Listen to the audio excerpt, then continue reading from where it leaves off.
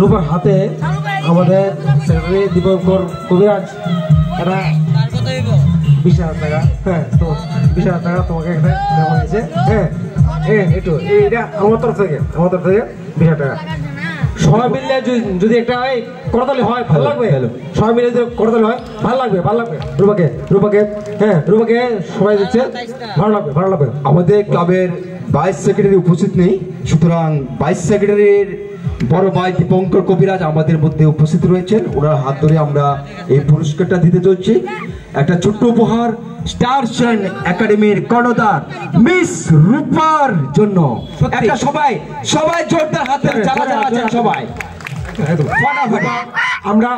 আমরা মন্ত্রমুগ্ধ রূপার পারফরমেন্স দেখে। এত ভালো পারফরমেন্স তুমি করো আমি জানতাম না, সত্যি আমি জানতাম না এত ভালো পারফরমেন্স করো। নেক্সট এত ভালো পারফরমেন্স আমাদের খুব ভালো, তুমি বিশ্বাস করো খুব ভালো।